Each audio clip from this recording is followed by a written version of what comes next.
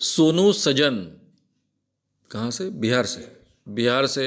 इनका सवाल ऐसा है कि रामायण महाभारत में व्यास में है या फिर वाल्मीकि ने है, जो भी लिखा है उसमें कई जगहों के सही नाम हैं।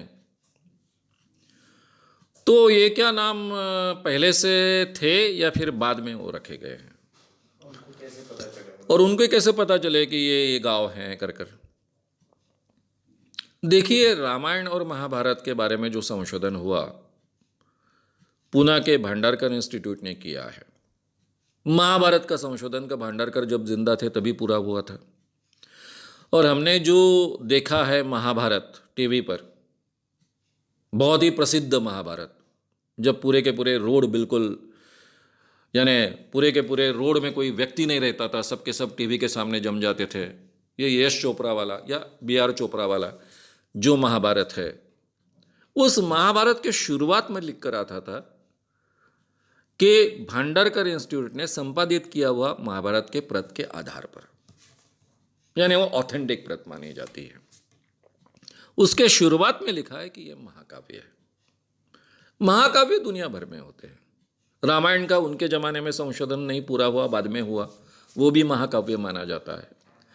तो महाकाव्य थोड़ा सा इतिहास, और वो इतिहास को बढ़ा चढ़ाकर या फिर इतिहास को बहुत वर्णन कर कर उसका एक काव्य निर्माण किया जाता है, जिसको महाकाव्य कहते हैं। तो रामायण और महाभारत दोनों महाकाव्य है। वो 100% इतिहास है, ऐसा कहना कम से कम इस क्षेत्र के विद्वानों का नहीं है। जो इसका अभ्यास करते हैं उनका तो कहना नहीं है। उनका कहना है कि यह महाकाव्य है। अब आप इंसान के मन में ये सवाल खड़ा होता है कि उसमें जो वर्णन किए गए वो गांव, उनके नाम, ये सच कैसे हैं? अब बड़ी दिक्कत होती है ना। अमरावती, रुक्मिणी का गांव, रुक्मिणी यानी भगवान कृष्ण की पत्नी। एक अमरावती हमारे विदर्भ में है, नागपुर के पास में, नागपुर से साधारणतः 150 किलोमीटर दूरी पर। यह अमरावती भी रुक्मिणी का गांव माना जाता है। और दूसरा अमरावती है हैदराबाद के पास में है, जो अभी शायद नया जो राज्य बना है आंध्र, उसका महत्व का हिस्सा रहने वाला है, वो भी अमरावती है। तो कई गांवों के नाम हैं ऐसे। अब इसमें ओरिजिनल अमरावती कौन सा, ये ढूंढना भी बड़ा मुश्किल है। कई अभ्यासक कहते हैं, बड़े दावे के साथ कहते हैं कि जो भी वर्णन आया है महाभारत में, उसमें जो अमरावती है नागपुर के पास का, वही अमरावती सही है, वही ओरिजिनल अमरावती है। तो ऐसी कई चर्चाएं हैं, होती रहेगी। श्रीलंका के बारे में भी इस ढंग की चर्चा है, होती रहेगी। उसके बारे में मुझे कुछ कहना नहीं है। लेकिन आपका जो सवाल है, आज की कोई भी नॉवेल आप उठाइए,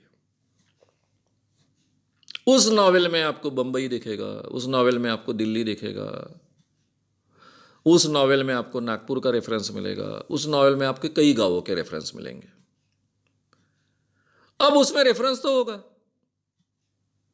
अब इसके आधार पर आप क्या कह सकते हो कि उस जमाने में शायद बंबई में जैसा वातावरण होगा।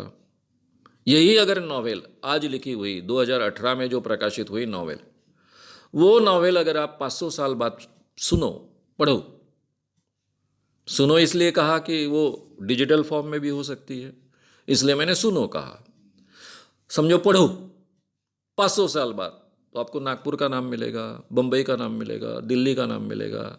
इस नॉवेल का नायक दिल्ली गया है, बंबई गया है, ये मिलेगा, उसके वर्णन मिलेंगे, उसकी कई चीज़ें मिलेगी। इसका मतलब वो व्यक्ति सही में था, ऐसा होता है? नहीं होता है। गांव के नाम सच्चे हैं, शायद उस समय का वातावरण सच्चा है। इसलिए महाभारत और रामायण बहुत महत्व का है। इसलिए महत्व का है कि उस जमाने का, जो भी जमाना होगा, उस जमाने का उसमें चित्रण मिलता है। उस जमाने की व्यक्ति रेखाएं हमें मिलती है। उस जमाने में लोग कैसे जीते होंगे, किस ढंग से काम करते होंगे, एक दूसरे के साथ किस ढंग से संपर्क रखते होंगे, कैसे लड़ते होंगे, इसके हमको प्रमाण मिलते हैं। तो उस समय को समझने के लिए उसकी हमको मदद होती है। और दोनों महाकाव्य हैं इसलिए कि उसमें जो व्यक्ति चित्रण है वो इटरनल है।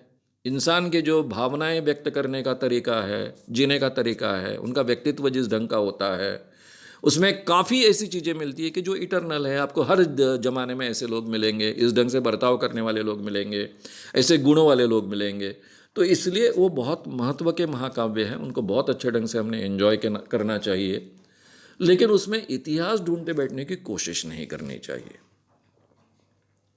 वो करेंगे तो बड़ी दिक्कत हो जाएगी, फिर कई सवालों के जवाब देना बड़ा मुश्किल हो जाएगा। इसलिए वो एक बहुत अच्छे महाकाव्य हैं, उसको हमने बहुत अच्छे ढंग से एंजॉय करना चाहिए। और वाल्मीकि ज़माने में, उसके ज़माने में व्यास ने इन गाँवों के बारे में सुना था, उन राज्यों के बारे में सुना था, उनके बारे में उनको जानकारी थी, उसके आधार पर उन्होंने लिखा है। इसमें तो दिक्कत बहुत ही विचित्र है। विचित्र दिक्कत ऐसी है कि पहले ये लिखा गया और बाद में घटित हुआ, ऐसा भी कहा गया है। अब ये तो बहुत ही भयंकर बात है कि पहले लिखा और बाद में घटित हुआ। यानी जैसा कोई ये ड्रामा है कि पहले स्क्रिप्ट लिखी गई और बाद में एक्चुअली उसको सामने रखा गया, स्टेज किया गया, या फिर पहले स्क्रिप्ट लिखी गई और बाद में उसका सिनेमा बनाया गया और सामने रखा गया, ये भी कहा गया है।